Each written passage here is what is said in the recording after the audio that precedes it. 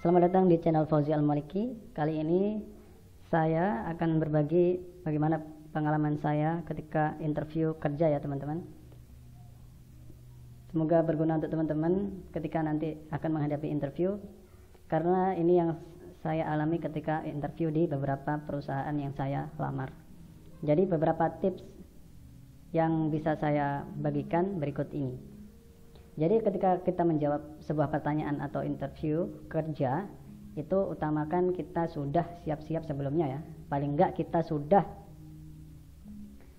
riset atau sudah mencari seluk-beluknya perusahaan tersebut. Artinya dia ini visi misinya apa perusahaan tersebut, kemudian jangka panjangnya itu perusahaan tersebut mau gimana, program-program apa aja yang ada di perusahaan tersebut. Jangan lupa untuk dicari tahu ya teman-teman sebelum melamar di perusahaan tersebut.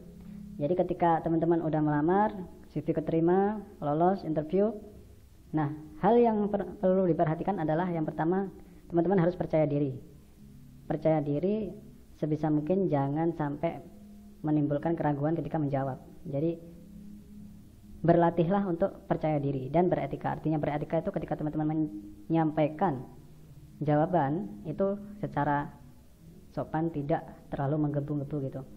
Kemudian yang kedua adalah sesuai pengetahuan teman-teman ya. Jadi kalau teman-teman tidak tahu mengenai hal tersebut, teman-teman jujur saja mengenai hal yang ditanyakan. Misalkan ditanyai, apakah kamu pernah menangani sebuah proyek ini dan apa hasilnya? Kalau teman-teman belum pernah, ya sampaikan aja belum pernah. Kalau sudah pernah, ya sampaikan yang sudah pernah dialami dan apa hasilnya.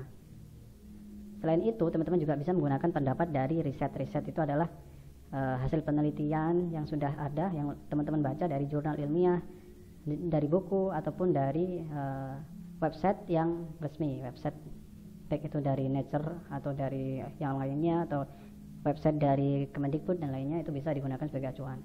Kemudian tidak bertentangan dengan isi CV teman-teman ya. Jadi kalau biasanya HRD itu akan ngetes teman-teman apakah anak ini sesuai dengan apa yang dia tulis. Misalkan di CV teman-teman mencantumkan juara Olimpiade Matematika atau juara Olimpiade apapun terserah di tingkat nasional. Jadi ketika ditanya, apakah kamu pernah menjuarai kejuaraan internasional? Ya sampaikan aja nggak pernah, karena kan teman-teman pernahnya di nasional.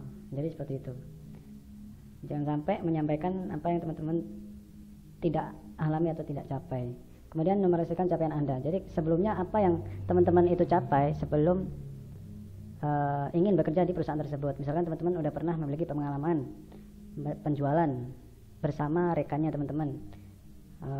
Sebelum ada kalian atau Anda di bisnisnya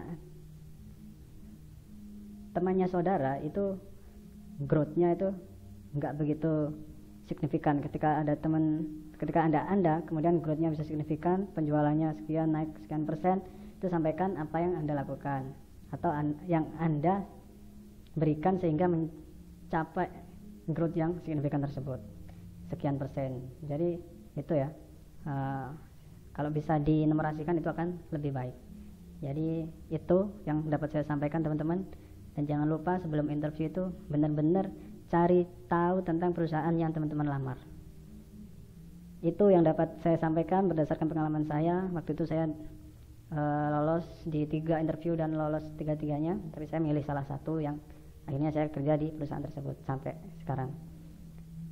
Nah, selain itu siapkan juga bahasa Inggris ya teman-teman. Kadang kita itu walaupun pekerjaan di flyer yang dibuka itu pakai bahasa Indonesia, terkadang ketika kita sampai, kita itu interviewnya bahasa Inggris. Jadi siap-siap bahasa juga sebagai bonus atau sebagai bekal kita.